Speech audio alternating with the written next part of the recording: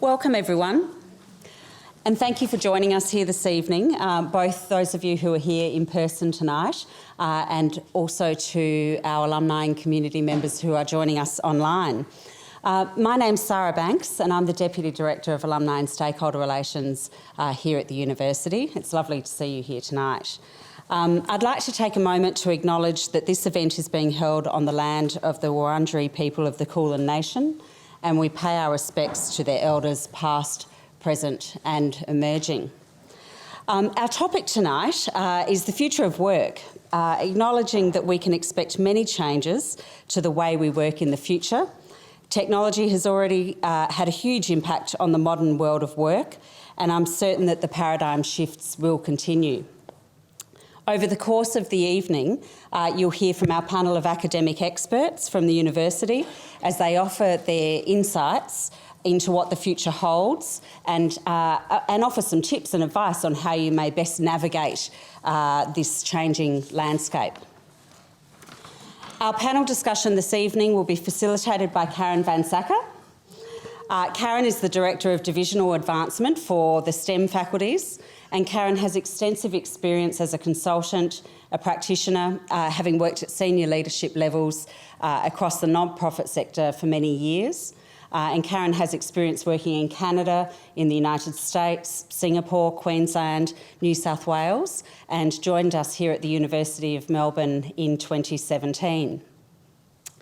Professor Simon Bell.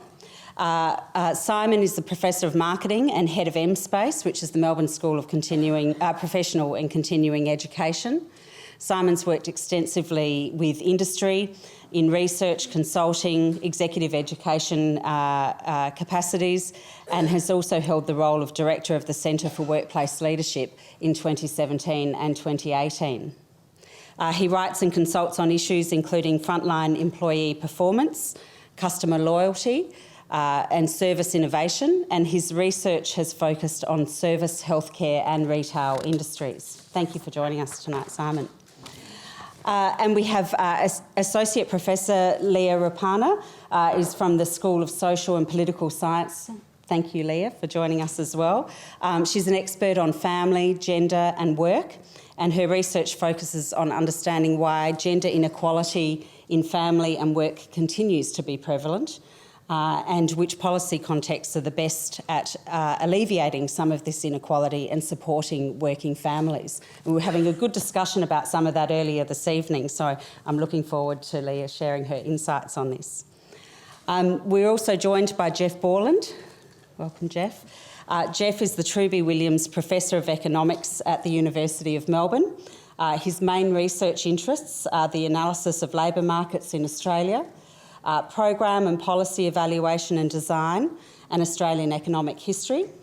He's carried out significant research surrounding technology and patterns of job creation and job destruction. Jeff is a Fellow of the Academy of Social Sciences in Australia.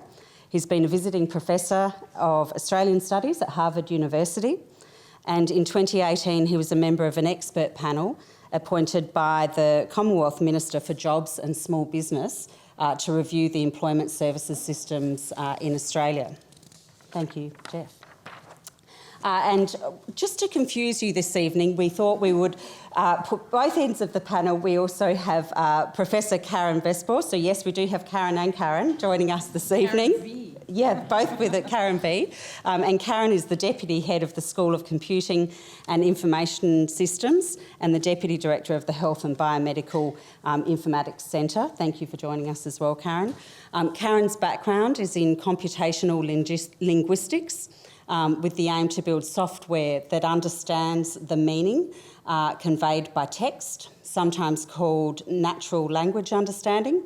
And her research has focused primarily on the interaction of linguistics processing with world knowledge and the implications this has for the representation of knowledge. Her current research focuses on building tools to support biological discovery and clinical decision making. So as you can see, we have a wonderful panel joining us here this evening. Before we do kick off, just a couple of quick things that I wanted to mention, and that is please for our guests who are here this evening, if you can please turn your mobile phones to silent if you haven't already done so.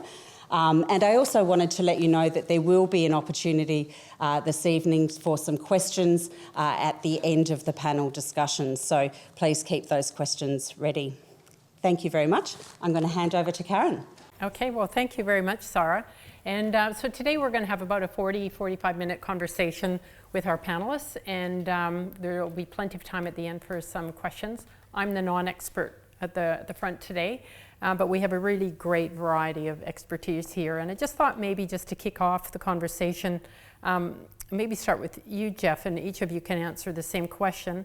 But you know, there's a lot of changes happening, and we talk a lot about the future of work, but you have a bit of a macro view of the world and what's happening to work. And perhaps each of you could sort of comment on what this workplace of the future will look like in 10, 20, 30 years based on the kind of research that you're doing here now today. Well, yeah, so I guess my perspective is sort of is an aggregate sort of labour market wide perspective. In terms of what the labour market will look like in 20, 30 years time, I think the best way to predict that is by thinking that the sort of big trends that are affecting sort of the workforce today and have been affecting it for sort of probably 30, 40, 50 years, what will the labour market look like if those trends continue? So I guess just to mention sort of a couple of things, I think that in 20, 30 years time, we're going to see less routine, or what are called routine jobs than there are today. That's been a trend that's been going on for sort of 40, 50 years, and I think it's going to continue. By routine jobs, what we mean is sort of jobs where the jobs are made up of a whole lot of tasks that can be relatively precisely described or codified, and hence sort of automated or replaced by computing systems. So you're going to continue to see a shift away from those type of jobs towards jobs that say rely on more like sort of interpretation, judgment type skills. I think the workforce will continue to get older. That's one thing that's been happening for the last 20 or 30 years. The percentage of hours done by workers who are aged over 55 has been increasing. I just see that continuing sort of with the ageing of the population and with government policy being directed towards making or trying to induce people to work longer. I think another thing that will continue to happen, driven by technological change and sort of globalisation, is that the workforce will continue to get more educated. Sort of again, that's been happening sort of in Australia back to the early 1980s. I think that's going to continue. I think one way in which that might start to change a little bit is that this thing that people talk about, lifelong education. All of the studies that sort of I know of tend to suggest that so far there's not high returns to sort of lifelong education, but I think that's really changing sort of with the workforce getting older now, having higher levels of education, much more of that group having bachelor degrees and postgraduate degrees, and with that knowledge sort of atrophying quicker, that there's going to be more need for sort of meaningful lifelong education and reskilling. So I think in 20 or 30 years' time, we're really going to have to be, I hope, because I think it's having a successful labour market will depend on having sort of set up proper systems of lifelong education. So that's just a few perspectives. Yeah, and Leah, you look at the world through sort of the social impact of all these changes and what happens to us as individuals, as families and groups, and how would you see through your work what's happening? Okay, so I had scripted an answer thinking about this, and then I just heard what Jeff said, so I'll give my scripted answer eventually, but I'm going to actually a little bit respond to your trends. One of the things that I think is concerning about what you're saying is if you have a labor market, so I'm a sociologist, I think about people, trends, etc., and in particular gender, but if you have a labor market that's aging, right, which means the government has an incentive to keep people in the market for a longer period of time because you have entitlements that are coming to those people who are of a retirement age, right? I'm going to say some bad news, but actually it's probably what you guys are feeling at this moment in time, is that my concern of that is what happens to the group that's exactly in your demographic, right? Young people out of college who are trying to make it, right? Get jobs, get your foot into the market, when you have a group of older adults that are still there holding on in longer and more meaningful ways. What's showing up in the literature in terms of the sociological processes around families, and what you're seeing is that people are delaying fertility, so they're having fewer babies, they're having babies at later ages, they're delaying marriage, right? So they're getting married at later ages, and all of these kind of markers that were markers of adulthood, buying a house, getting married, having kids, are getting pushed further and further and further. Jeff made this comment about you need actually you also have declining fertility, right? Which has implications for the future labor market. So this is my unscripted answer that I think what you guys are probably feeling, which is it's really hard for me to get into the market. I'm here at this alumni event because I'm trying to figure out what I need to do differently. Jeff is indicating that there are other forces, i.e. aging populations, entitlement benefits, that are making that very difficult for you. And that is something that I think is probably very much lived and experienced, that is not your fault, but is the consequence of what is happening that are broader processes. So I hope that makes you feel a bit worse and a bit better, all at the same time. Can I just say on that? I mean, yeah, just at the moment, this is something I'm doing research on, the young in the labour market, and maybe I should have made that one of my, but I actually hope that in 30 years' time, maybe things have changed. But just at the moment, it is a really difficult time for young people in the labour market. Since the GFC, we've had slowdown in the rate of job creation. You've got the kind of consequence that Leah talking about of ageing of the population, older people delaying retirement. They're the incumbents in the job sort of, whereas young people are the ones trying to move into jobs. We're about to have this kind of big bubble in the population aged 15 to 24. There's going to be a huge increase in the supply of people aged 15 to 24, and you can see that playing out in the labour market. Like the employment population rate for people aged 15 to 24 has taken a real dive compared to other age groups, and you're seeing things like even bachelor's degree graduates, like the Graduates Career Council collects this data on whether people are in full-time work 4 months out after graduating, 3 years after graduating. Since the GFC there's been about a 20 percentage point decline in the proportion of bachelor's graduates who are in full-time employment 4 months after graduating. After 3 years, it's actually narrowed a bit. And so what that says is, for example, young people are having to make transition to full-time work increasingly through part-time work. So I think it's a big sort of hidden issue at the moment. Can I add one more thing? The only thing I have to say is when you have that okay boomer, right? When your parents are giving you advice, that's it. When your parents are giving you advice about, you just don't understand the labor market. Quote Jeff. And so, Karen, Karen, you're right in the tech revolution side, and you're actually through your research helping people navigate what does that mean for me in all kinds of different spaces. So how do you see the market evolving? So I was listening to Jeff thinking, yeah, exactly. A lot of the trends in automation are just going to keep continuing, and that's partly because of human limitations, right? We can't read 150 million web pages in order to find the information that we're looking for. We can't synthesize all of that. If computers are good at something, it's just going through everything and remembering everything and trying to synthesize everything. And so I think what's going to happen is that our role as humans will shift to the uniquely human things, which are more around higher level thinking,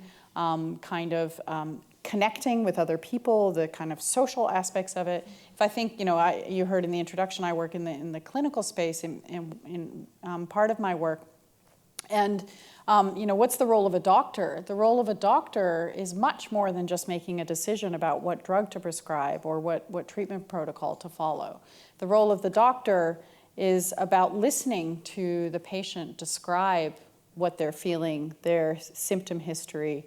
That will be helped by technology because we're going to have apps that allow us to record you know, how even our mental health, like how we're feeling at different points of the day, and we can have information being synthesized and provided to a clinician in order to help get a picture of what your health status is. And of course, you know, these things that many of us are wearing on our wrists are collecting information at a much more granular level than clinicians have ever had access to before.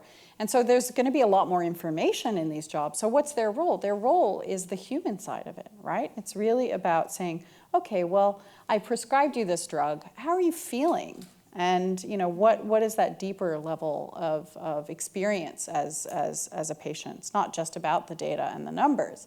It's about being human. How's it impacting your ability to work? You know, how's it impacting your social relationships, your family relationships, and so on. And so I think we're going to see a shift to really having people doing what are fundamentally human kind of tasks. And the tasks that are easy to automate will increasingly become automated. And so, you know, I think there's a danger in the labor market that the people who are maybe not as sophisticated in terms of their education or in terms of their intellectual capabilities will maybe struggle a little bit to find what their you know, niche is in this new world where humans have to do more sophisticated things, like we somehow have to be more human than human, you know. I don't know what that looks like for that kind of demographic, but I think, you know, for people who have a strong skill base, it means that it's going to be that higher level reasoning and integration supported by technology in ways that we probably can't quite understand now. I mean, you're in that sort of helping facilitate the change, workforce leadership and continuing professional development. How do you see that panning out for somebody who's looking, you know, how do you see that all panning out in the future and what it looks like? I think it's going to become increasingly important. So there's no doubt that the model that I suppose I grew up in, what have I got? One career and two employers, basically, and this probably will be my last employer. You know, I look like the generation before me. I think I'm a Gen Xer technically, but I look like a boomer in that sense. And but I think what we're seeing now is this notion of the protean career, where partly through necessity, but partly by choice, which is essentially the idea that we are committed to our own career, our identity as a career person, not committed to a job or a set of practices in careers. So I'm no longer an accountant or I'm no longer a KPMGer. I am Simon Bell navigating my way through my work life.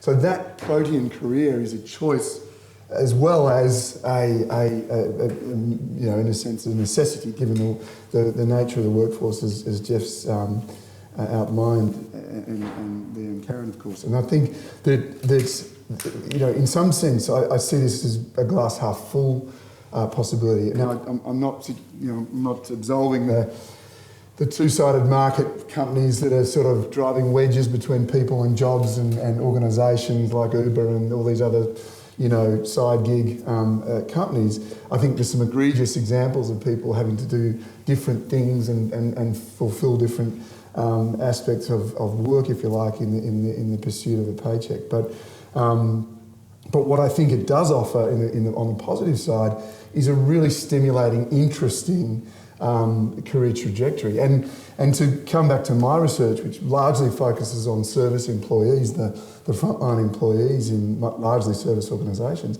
what I'm finding is their jobs are becoming better. They're actually becoming cooler. There's less drudgery. There's less, you know, busy work. So, for example, I do some work on customer complaining behaviour, and I'm studying this notion of, you know, employee improvisation. And we're starting to see that those that can adapt in the moment to a problem in service delivery solve a customer's problem here and now, rather than having to say, oh, well, you know, these are the processes I've got to go through, I've got to get approval from my manager. These are the employees that are stimulated, high levels of job satisfaction, lower absenteeism, higher commitment to their roles. Customer loyalty is going through the roof when these sorts of employees do their work. And I think that's a function of automated workforces. It frees people up to do this really interesting, sometimes difficult, but therefore stimulating work. So I'm sort of a positive glass half full person on this one. Yeah, definitely. And I think, the innovation still has to be driven by human curiosity and discovery. We can use tools to help us think about different possibilities and to do hypothesis generation. That's one of the things that I work on, using what we already know to help us come up with a hypothesis that we can then explore. The next innovation in the mobile phone that's probably in your pocket will not come from a computer in coming up with an idea of, oh, maybe we should try this or maybe we should try that. It's going to come from the human experience with that tool, with that phone, to say, oh, can't we do this better or can't we do this differently because it's not satisfying the human needs perfectly, right? And so that kind of innovation is where humans are always going to have an advantage over a machine. And honestly, we talk about AI. The AI that is effective today, as soon as we can solve a problem with an AI, with a machine, it's a solved problem. And it's no longer considered to be intelligence anymore. So we have this kind of shifting notion of intelligence, and humans will always have that bit of intelligence which hasn't been solved by the machine yet. And so, Jeff, when you think about all these changes and trends, and we're talking about service industry and the impacts of artificial intelligence, et cetera, where do you see the job sectors of the future heading? In this changing world that we live in, where are the jobs of the future? Well, I think, building on what Simon was saying, if you kind of thought, say 30 years ago, and this isn't just in Australia, but sort of many industrialised countries, of putting sort of a third of the jobs in each of those countries into categories like sort of high skill, middle skill, and sort of lower skill, then essentially what's happened sort of in the last 30 years is that we've lost about 10% of the jobs in the middle. So those are kind of the jobs that were the ones that were kind of skilled but doing tasks that could be automated. So things like numerical clerks or machine operators and that. And so there has been sort of the kind of success story which Simon and Karen are talking about, in that where the job growth has been has basically been in the high skill part sort of. So compared to sort of 30 years ago, we've added a lot of high skill jobs. So a lot more people working as professionals and managers, doing high level service type jobs. And I think that'll continue. But there is this other dimension to the story, which is that basically a third of the jobs are still lower skill jobs, and they continue to grow, the sort of social, caring type jobs. And so I think we are seeing this sort of, it's one thing that I'm sort of there's lots of things where I'm kind of a naysayer, no, that's not a problem. But this I think I am a bit pessimistic about, this growing sort of distance between the people for whom jobs are getting much better in terms of sort of not doing kind of less routine, mundane stuff. There's a group, we're shifting more people into the group who are doing these high level, high income sort of jobs, benefiting from technology and education and global markets and that. We've still got group of we've still got sort of a third of the jobs in this category, which are sort of lower skill type jobs without the kind of, and that's where I think at least some commentaries say that people there don't see kind of the way Simon described in terms of like I'm making this is about Jeff Borland's career sort of. That's what I'm living sort of. It's a completely different lived experience there, and so I think. There are kind of, it raises a whole lot of really important social issues about inequality and that I think, so I guess the simple answer to your question is, like, I think we're going to probably continue to take jobs from the middle and put them to the top, but the other thing is we've still got all these sort of lower skill, lower income jobs and that, and the overall result of that is this inequality and people having two groups who are having very different ways of thinking about their work. And Leah, what's your take on that? Okay, I have like something to say, and then I have a question for you, if that's okay. So I think what you're describing is essentially the hollowing out of the middle class. Yeah. Right? Because you're saying the people who are in that middle class group, they're either getting pushed up, or the jobs are disappearing, but that kind of 1/3 is remaining. So when you ask the question, initially, like what's going to happen 10, 20, 30 years before I told you that everything's not okay, but also okay. The thing that I worry about as a family sociologist, there's two things that I worry about. One is that if you have this intensification of competition for jobs, right? What does that mean for the individual? So if you have this, you guys are feeling that pressure right now, right? You're feeling this kind of like, I gotta hustle. That's gonna get worse when you have kids. So there's this real stress and anxiety about how to remain competitive. What happens when there's an increased pressure around the jobs, or you don't have the right skills, which is kind of what M-Space is addressing. Yeah. I got a degree in sociology, but now I need to be a coder, right? So you need to then kind of shift, right? Don't do it. Speaking from personal experience. So I am concerned about what that means for the mental health of a population. Full stop. The second thing that worries me in looking to the future, which is kind of a question around your question, which is, sorry, I'm gonna ask a research question up for Jeff, is that you have certain groups that rely on different gender norms, right? So most of you are thinking, oh my God, I'm gonna have this egalitarian, well, I shouldn't say that. People who are more highly educated tend to hold more egalitarian expectations for their life. So they tend to expect to divide their work and family life more equally. There is some research in the sociological literature that shows that you guys are actually the most vulnerable to reducing your employment, in part because you marry high-earning, long-houred, high-paid men. If you're in a traditional heterosexual couple, I'm there. But like that actually, that creates greater time intensity. So you're both trying to lean into your careers, and your careers demand 50-hour weeks. We can talk about that later.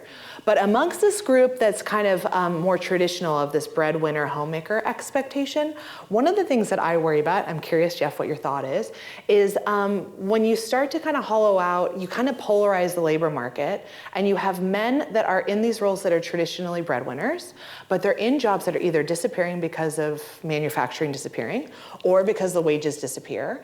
What does that mean for the family? What does that mean when you start to underpin this idea that you're no longer a breadwinner, your wife is now the breadwinner, but you have these really strong expectations about those kind of divisions? You guys might be like, oh, that'd be great if I could be, men in the room might be like, oh, you want to earn all the money? That'd be awesome. I'll stay home with the kids. I'll like pick up some sort of cheese making hobby. I don't know, something. So my question for you, Jeff, and I'm sorry for hijacking the conversation. My question for you is, how do you feel about this minimum income, right? One way to address this is you say, okay, we as a society want to have a policy in which we establish a minimum income, and you get that money no matter what. Yeah, I'm not a big fan of minimum income because I guess, I think, people get, so one of the, I guess there's several answers there, but I mean one of the justifications of minimum income is just the idea that work's disappearing sort of, and so we need to give people this minimum, and I guess I disagree with the idea that work's disappearing. To me, it's more about the distribution of the work that's available. The other point is, I think in terms of people whose jobs are disappearing, I think the income's obviously part of it, but it's also just it's the intrinsic sort of value of working, and what how your identity is associated with that, and that's not going to be replaced just by having guaranteed minimum income. So I don't see that as being. One other point which I thought you were going to ask me about is, of course, the thing is the low skill group sort of. The thing to say about that is you're talking about a whole lot of female dominated sort of occupations and that. So in terms of making progress on things like gender pay issue, there you're talking about the caring occupations where despite the equal pay cases in Australia, it's been incredibly hard to get pay equity because the legislation's written in a way that it basically prevents running comparative wage justice cases for those occupations. So I think there's big issues about sort of gender with that lower skill group sort of persevering, because it's a really, you're talking about a lot of female-dominated occupations where... We shouldn't be conflating low skill with low job satisfaction. In as much as I think, so I think the issue around underpayment of low-skilled labour in these caring roles, that's a policy issue, I think, and something that we need to address and should address. But I mean, what I would argue against is this idea that somehow you're trapped in a low-skill job in as much as it's turning up to work to care for aged and infirm is somehow a crap job. I mean, it's not the case that we find. So I work a bit with call centres. I mean, for a lot of us in the room, that might sound like a really ordinary job. Picking up a phone and serving customers. We find the opposite. We found people that self-select for these roles. They love these roles. You can build careers in call centres, and I think we shouldn't conflate low skill with dissatisfied, low engagement with work. I would argue. I also wonder whether we might end up valuing those jobs more, because things like education. Let's talk about teachers for a moment. We can have robot doctors and we can have robot teachers too, but is that what we want? I would argue that it's again this thing of like we need to be humans, and what do we want robots teaching our children? No, probably not. Do we want childcare providers who are? I mean, this is an amazing trend we're seeing. So you're right, Karen. Because what happened in the 90s is we outsourced everything, and including service. So every call centre went to Bangalore, and we said that's fine. It's a cost. Let's get them off our books, and we'll contract back. We're now seeing a flood of, I think it's called reshoring. I don't know if it's called reshoring or re-onshoring. Perfect. I work at a business school. We should know what the cliche term is. Yeah. So anyway, we're reshoring. For that reason, because we're starting to see, actually, do you know what our business depended on? Those people being engaged in these roles.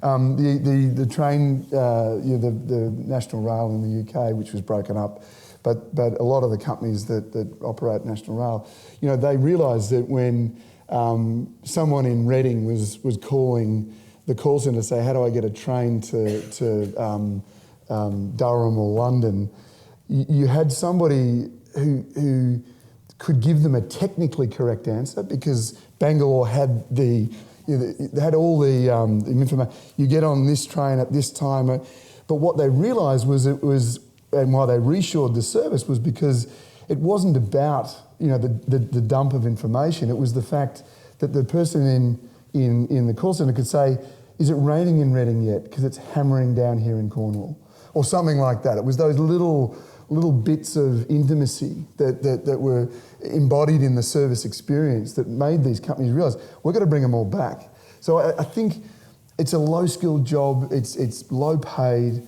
but it means a lot to the people doing it. And I'm not saying everybody doesn't want to get out of there. I'm sure there are many that do. But I think your point's a good one, Karen. But so there, you talked. Is correlated with some like the more a lot and this isn't a comment on this. Like I agree completely about the social value sort of. Yet we still kind of argue about like increasing taxes to allow paying more to childcare workers and stuff like that. At the same time, job satisfaction is definitely correlated with across those types of jobs because of things like autonomy and the sense of being valued in the job because of pay and stuff like that. So yeah. So if we think of this room full of amazing people here, alumni and friends of the university, and you're thinking about and you talk about the human factor and this changing workforce, what are the kinds of things that these guys should be thinking about as they look forward into the future at this changing world? Mine will be a sales pitch, but anyway. Yeah, go for it. Yeah. You guys want it at the beginning or at the end? It's going to happen sometime, so do you want me to give it to you now? No, maybe I'll go last. Okay, you guys go. But it does, what does it mean for a person who's, 30-something and thinking about where to from here with my life? So I actually think that specialization is a large part of the answer. So a lot of the things that, kind of back to the point, a lot of the things that are easy to do will be done by machines. And where can we get an advantage? It's in really digging deeper into a particular area. And so we see this in things like genomics, right? So genomics requires an incredible amount of training to really get to the point where you can use a machine to help you understand something, but we need the human interpretation of the outcome of genomic sequencing machine. But getting to the point where you can actually work in that area is quite a lot of time and investment, because you have to understand both a bit about the technology and about the sort of biology that underlies these living systems, and then relating it to all sorts of other information. And so I think a specialization is part of the answer, just learning about the context in which you're applying your skills, and at a level at which it goes a bit deeper than what you can do with a machine.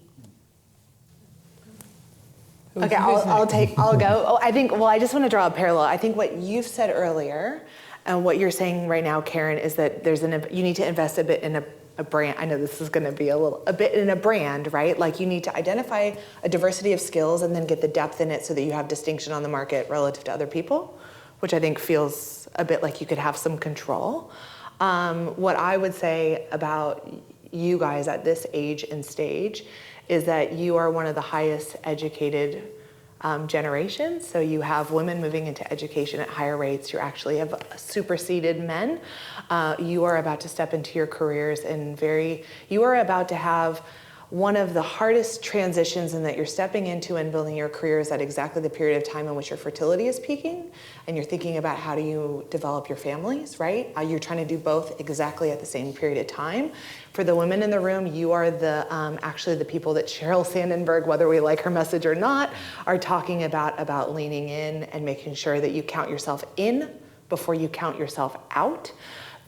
Some of the sociological research shows that what's happening is you're most likely to marry highly educated professional, I already said this, but long working hour men. So you're both balancing very difficult careers, right? You're in an elite group. So your decision making, and what the research also shows is that women get knocked out exactly when they have their babies. In part, this is because you have no policies surrounding you, in Australia in particular, the US, the UK, et cetera. We were talking earlier about what Simon's gonna do with his kids for the 12 weeks during school holidays, right? This is like a legitimate institutional issue that you are going to have to grapple with. So for the women in the room, I'm saying to you,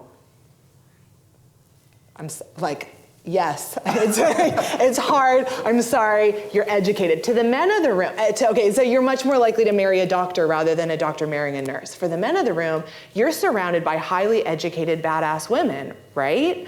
And so for some of you, you're gonna partner with these people too. So this is not women's issue to carry alone. This is something that is actually a disadvantage to everyone if you have a workforce that is undervalued, knocked out with the highest earning potential before they have the ability to step in. So this is you are going to be the bosses, the employees, et cetera. So it's actually a shared responsibility and the partners. Many of you will also become the managers, the CEOs, the CFOs of other corporations. So understanding the way in which family life interferes with work life is going to be increasingly important, and in part because your generation, I like that I can say this because you're all of the right demographic to say this. Your generation is interested in being equal carers, equal sharers, equal participants, working less than ever before, right? So not just men, but also the women. But you're facing an institutional reality that has not shifted from the breadwinner homemaker model. So you have attitudes and ideologies that are not consistent with the institutions. That is hard, right? But you will eventually be the cog in the machine that will change it. So understanding not only your own constraints, but the desire for men to step in ways that they want to work less, to be more active parents. There is an indication from the US literature, I promise I'm almost done, I'm sorry, Jeff. There is an indication from the US literature in particular that actually men want to be equal carers in ways that are parallel. Your college students want to be equal carers in ways that are equivalent to women. But women, when they see the institutional constraints are more likely to say, okay, I'm going to drop out. Okay, this is the last thing I'm going to say. There was a study of Yale women, Princeton women that came through the US. They asked them what they wanted to do when they graduated. A high proportion of them said they wanted to be homemakers. Everyone was like, what's going on? Well, of course what's going on. They're looking forward to their careers. They're seeing that it's going to be incredible. They're the most educated, invested women. You think they want to drop out? No, they're looking at an institutional context that's set up not for their desire or their partner's desire, but to actually make it very difficult. So, fix it. Fix it. It's your responsibility. Okay, so yeah, there is a policy element here. I'm just joking. You can't fix it all, but there's a policy context that actually needs to be shifted, and it's through having these conversations. That actually is not a woman's issue or a man's issue, but is actually everyone's issue. Okay, I'm done. I do think people, I mean, I don't know the research, so I'll trust you on that, but I do think that people are asking for more of that, right? So, flexible work and having the opportunity to leave at 3 o'clock so you can pick up your children at school and take them to after school activities and then pick up your computer again at 9 and continue. That's more possible now than it was 15 years ago. And people are starting to ask for that, both men and women. And I think the companies are starting to adapt to that. But it does, it does require a new way of thinking about work. And it means, maybe you decide you have corporate core hours, right? So everybody's in the office between 10 and 2. And that's when you do all your meetings and you do all your, the bits that actually require interaction with other people. And then you shift the solitary work or the more kind of detailed work to other times of the day. And, I think that has implications sociologically, but it's more possible now, and it's definitely, from my perspective, it seems to be happening more. Can I sorry. One of the things and then Simon can make his I'll let you make yours. Jeff has to go. Sorry, Jeff. Poor Jeff. He's just being discriminated against. So actually, the most recent Hilda report showed that actually everyone's working longer hours. So there's an intensification of time. So I think what you're describing is true. There's some subtle shifts, but when you look at the population level, it's really not. It's not what's being kind of borne out in the data, but I don't think it's impossible. I mean, you're saying there's a different thinking about work, but I think you haven't shifted that way. And there's a concern from men that if they ask for these things, they're going to be penalized in a way that's kind of also what the literature more shows. In a way because it is more flexible. So we can work at any kind of moment of the day. The boundaries have shifted. Yeah. And I think that is an important conversation to have about whether that's something that's good overall. Yeah. I think there's discussions anyway. So what would you be advising everybody in this room, Jeff, about things to think about? Well, I guess it's obvious, but I'd say sometimes we get sort of so focused on, what does technology mean for, should be, thinking about my career and that. I think, there's a constant in all this, I think, which is, I think we get satisfaction from jobs that we feel are socially worthwhile. We get satisfaction from jobs where we feel we can grow and learn, where we have autonomy to develop the job in the way we want, where we feel we're being valued and treated fairly, sort of. So I kind of feel like the objectives of what we want out of jobs, haven't really changed, sort of, and it's important to keep sight of that. What hasn't changed is kind of the environment in which we try to achieve those objectives. But I think if you move too far away from those objectives, then and worry too much about responding to this thing or that thing, you got to keep those. I think. What kind of constitute satisfaction from work in mind. Yeah, your core values, really. Exactly. Yeah. Your turn, Simon. Right. So I thought I'd never get there. Yeah. No, that's. Well, I have two hats a little bit. In as much as I think I've been sharing some ideas from my research as a professor of marketing, but I've recently taken on a role as head of school of the Melbourne School of Professional and Continuing Education. And what we realised, collectively at Melbourne, but what we know in M space, as we're known, is that we're set up for a model of a career that assumes that with a 3+2 kind of bit of learning, you then move to the workforce and have a job with the one firm for the term of your natural life. I mean, that's really how we're set up. All universities are set up that way, 3+2, bachelor's, master's. Maybe a PhD for a few nerds, but that's about it. I can say that because I am one. There's a whole panel of nerds here. We're all panel of nerds. Anyway, So offensive. but I think nerds are a legitimate word, or geeks. I think you call them geeks. So we're carrying now what we're calling the 60-year curriculum. The rest of the uni has, for 160 years, covered the 5. We've got the 55, right? We're going to take the 55. Now I know that the word of lifelong learning has been used a lot and bandied around and amounted to nothing. But what we think is that it should amount to something, and not lifelong learning in the way that perhaps we understood it in the past, where I dawdle into Melbourne Uni in my late 50s to take a French history course. That can still happen, and I'm not denigrating that. But why aren't we actively curating a suite of offerings that allow you to make the transition? Because if we come to I think one of the problems, and this doesn't apply to you in the room If you do necessarily. want to become a coder. Well, no, well, there's that. But also, I think the problem with the low income, low skilled jobs, part of their problem is lack of labour force mobility. They can't get out of their jobs; they're trapped in them. We think we can be a part of that solution. So we're building out programs that are small, agile, quick, online. Not all, there's some blended and face-to-face products as well. And importantly, we're launching next year what we're calling our Melbourne micro certs. These are micro credentials. You've probably heard that language used a little bit. Basically, where we're saying, instead of doing a subject, which for Melbourne Uni is about 160 hours of learning, we're going to wrap stuff up in 40 hours. And we will help you learn to code in Python. Or well, maybe not that one, but we will. I don't even know what Python is. I repeat that word a lot. I think it's coding software. Is that correct? Python. Yes, it is. Good. Glad I didn't embarrass myself too much. So, but we'll help you develop your leadership skills. We'll help you learn how to manage conflict in teams. We'll help you do these things, but we won't make you come back for 3 years of a business degree or 2 years of a Master of Management. You'll be able to dip in and out, and I think we're going to be holding your hand, or we'll be holding hands together through your next 55 years. That's the ambition at MSpace. So you're going to hear more from us over the next 6 months. And for any of you that work in business, work in companies, they're talking the same talk. Yeah. And or we were hearing today about somebody who's in their own business and is going to re-qual as a butcher. Yeah, so you can do anything really with it. I can't do butchery in Melbourne. Probably won't get that through academic board, but anyway, other things we'll do. Yeah, and so then what is the role of a university in the future?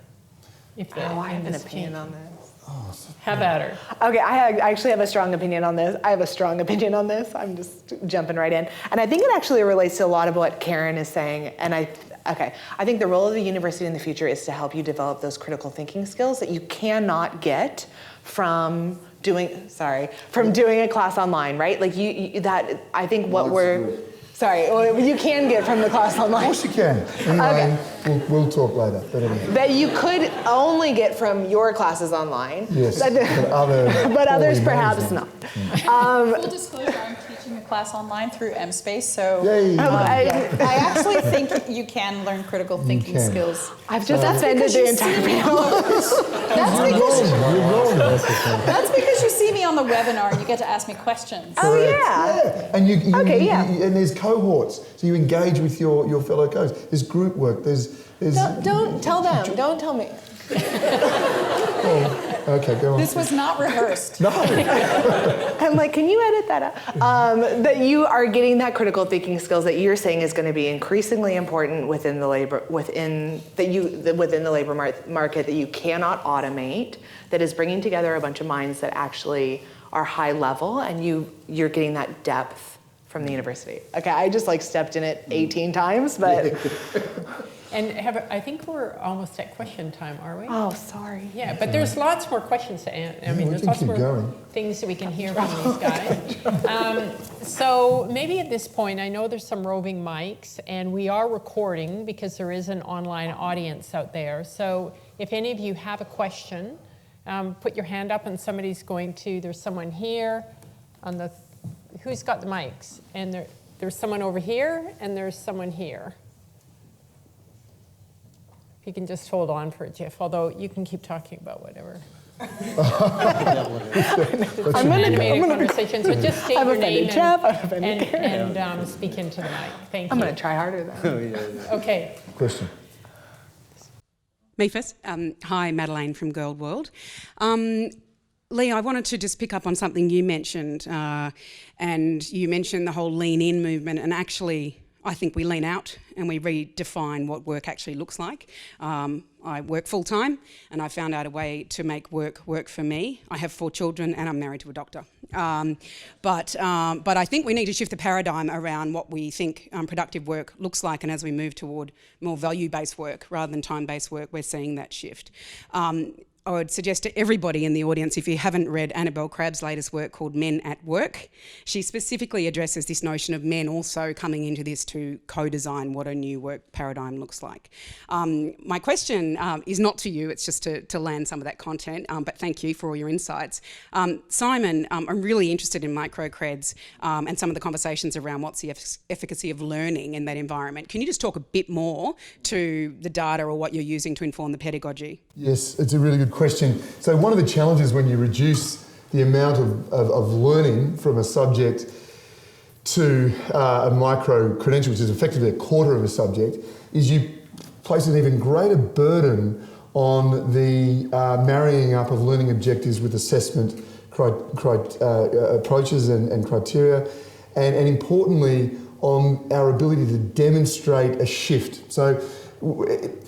And can you do that in 40 hours? So, someone asked me once, well, why did you select 40? Why not 20? Well, the closer you get to 0, the harder it is to show an uplift or a change.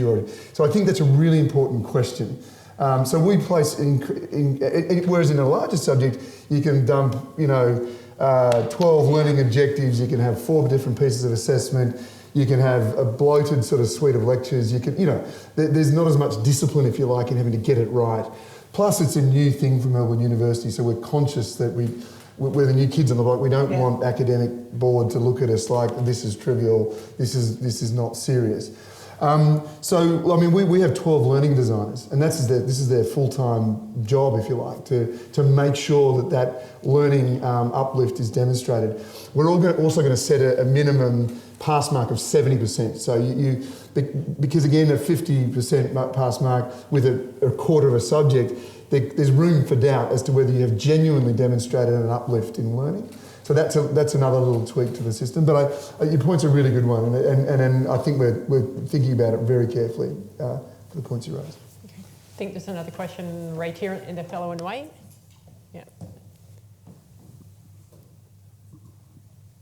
Firstly, thank you, panellists, for this really stimulating discussion. Just wanted to get your take on meaningful work, specifically the 4-day work week, 3-day weekend, a pro and a con perhaps from each of you. Thanks. Well, the biggest shift, and I'll be quick because I know we have to get to all of us if you want to comment from all of us. I think the biggest trend I'm seeing in my research that's leading to meaning in the workplace is this notion of job crafting. To the extent that the firm allows or even encourages and facilitates people crafting their own role.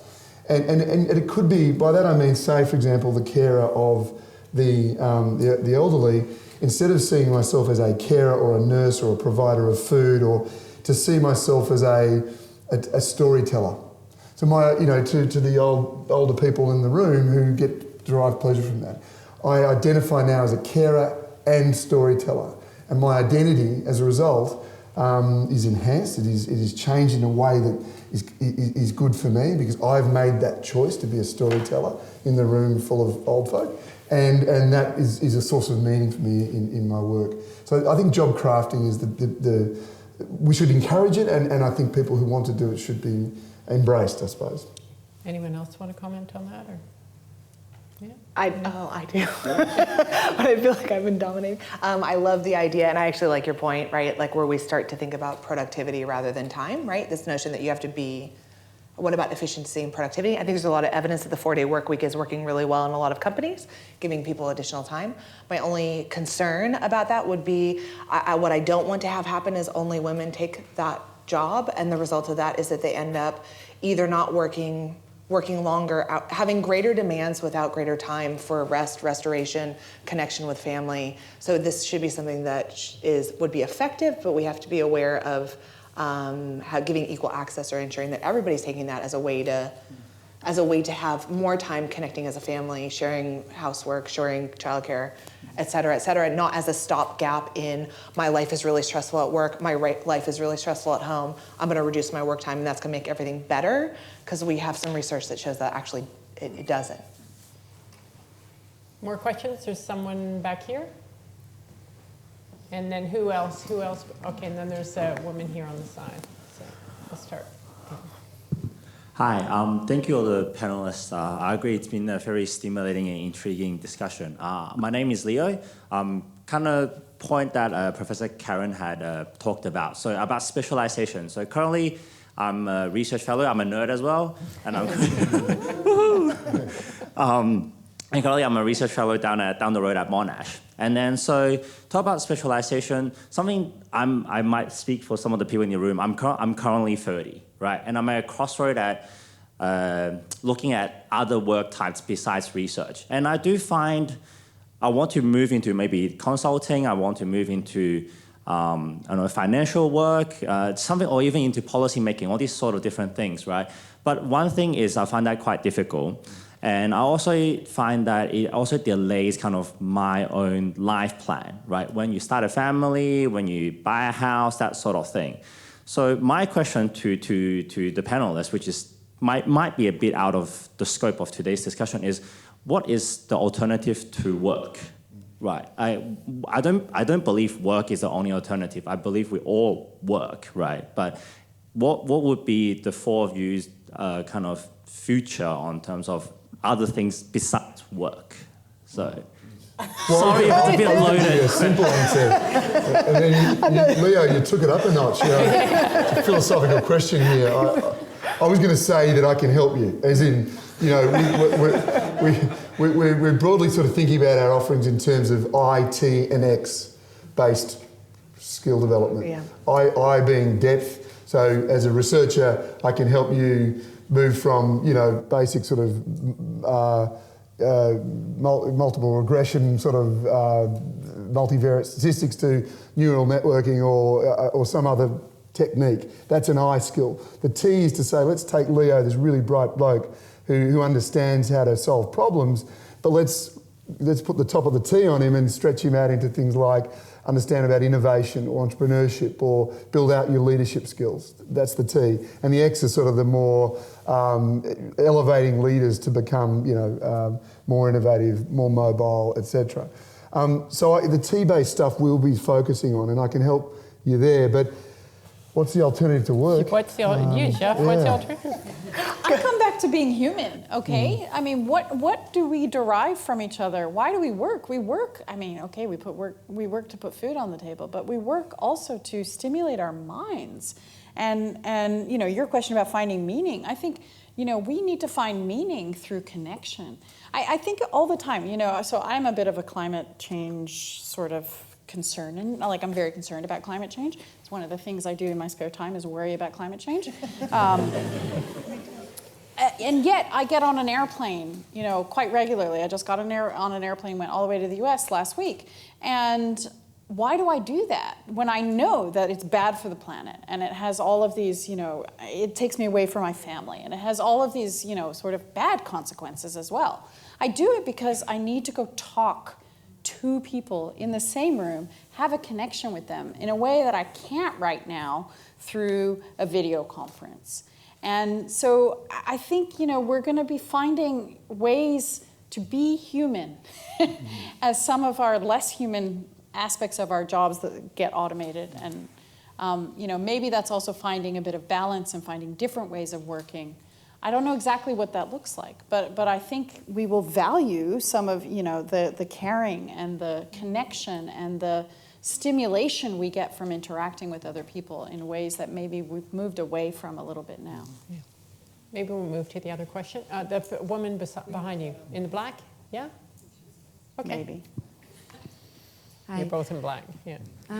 My question was more about PhDs. So in terms of moving towards like a microcredit program, and then you have at the other end of the spectrum something like a PhD, how do you think PhD programs could be evolving to make someone more employable at the end? Or perhaps are people just going to end up overqualified without, skills that are applicable to the workforce? Okay, so now I have to answer. So I got my PhD very young. So I finished my PhD when I was 25 years old. And I know you're all like, how did you do that? Well, I went straight through. I didn't do anything else. I studied, and then I studied some more, and I studied some more, and then all of a sudden I had a PhD. Okay.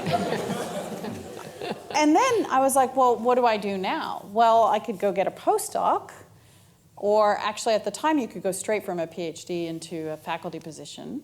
And so I thought, well, I'll try to get a faculty position. Well, I sent my CV everywhere and nothing, right? So, okay, what do I do now? Fine, I'll go do a postdoc because that's what you do after you get a PhD. Okay, then the postdoc ran out and I'm like, okay, more CVs, nothing. And I thought, right, okay, I can't get an academic job. So fine, I'll go into the real world. What did I do? I went to an AI startup in 1998. And it was in Silicon Alley, okay? It was this little tiny, disgusting strip in New York right behind Wall Street. So, all these rich guys in suits, power marching to their job. And they were all done, by the way, at 4 o'clock because the stock market closes at 4. And so there's me in my startup, employee number 7, the only female, of course, trying to build an AI system in 1997, like before there was really the internet. But, we were crazy. How did I end up back in academia? It was not through a traditional academic path, okay? I went and I did the startup thing, and then because I'm a glutton for punishment, when that one failed, I went to another startup. And eventually realized I needed a bit more meaning because I wanted to have social impact with my work, and found my way back to academia. But I think we're too narrow in how we think about the value of a PhD. And I've had conversations with people in industry who tell me to my face, like somebody who went into industry after a PhD, oh no, people with PhDs are too narrow. They're too narrow. We can't use them in our context. These are people like in Deloitte and consulting companies. And I said, this is crazy. People with a PhD have the capacity to have deep critical thinking, to integrate information, to really think about the value of that information, and to integrate knowledge at a level that's impressive. And goodness gracious, any organization on the planet should want people who have that ability. So I think we shouldn't think so narrowly, and we shouldn't say that going into industry is like a failed academic. I don't think that's true at all. I think they're bringing a capacity to integrate knowledge that adds value, tremendous value. One last question. Is there anyone out there? Another one. Oh, okay, it's over there. We're over there now. Yeah. Hi, thank you. So at the beginning of the conversation, we heard about how the job statistics are going kind of a little bit more difficult. It's a little bit harder for us to find jobs. There's more part-time before full-time. But then we also hear, and I work at a company called Culture Amp, and we've kind of ridden this wave of companies that are providing high engagement jobs for employees. And it doesn't really gel with the models of supply and demand that I'm kind of learnt from economics. And so I just kind of wanted to put it to the panel to kind of understand what's the narrative here and what makes both of those realities possible at the same time. I feel like that's Jeff. That's a Jeff question. That's a Jeff question. I was going to mention how unemployment is really low, so you have to have jobs that are inherently stimulating to retain people. I mean, I know underemployment is higher than it's ever been, but you still need to keep people in work if you're going to recruit in a tight labour market. And sorry, Jeff, that's an economics question. I did an economics degree, but it was 25 years ago.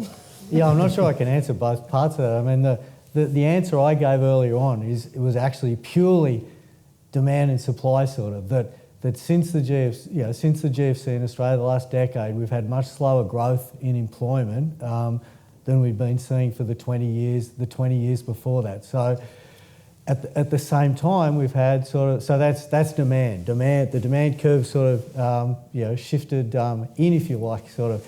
Whereas at the same time, we've had this increase in supply from the older population, delaying retirement, which increases the amount of labour supply. The other big sort of shock to labour supply that's relevant for young people is a big increase in international students since about 2007 as well. So you've had these two big factors increasing supply. You're about to get a third big increase in supply in that age group from you guys too young, well, a lot of you too young to remember, but Peter Costello's baby bonus. There was a huge boost in the birth rate in Australia from 2004 to 2008, and those people are all about to become 15 to 24 years old. So my answer sort of difficulty for the young was purely based on demand and supply, that we've seen slowing demand in the last 10 years, and we've seen these three supply forces, all of which sort of end up having particular impact on the young because their supply, which sort of make it more changes, which make it more difficult for young people, sort of. So, but yeah, I'm sorry, I can't integrate in the other part, sort of about the engagement. Leah, you look like you have You also said, well, one of the other things you said too was that there was a shift of that 10% up into the higher professional managerial positions, right? Which would actually speak to exactly what he's saying, that you're having this shock amongst the young, but you also have a shift in so in where the jobs are allocated, that's right? So you compared gave the answer. Okay, thanks. You're welcome. Thanks. You come You to got all it my right. seminars. Come to all my seminars. So I think we have to draw a close. Unfortunately, we weren't able to answer everybody's questions, but I do want to thank you all. Sarah, you looked like you were going to step up and say a few final words. Yes, definitely. Thank you so much to our panel. I think we will give a round of applause now. Thank you.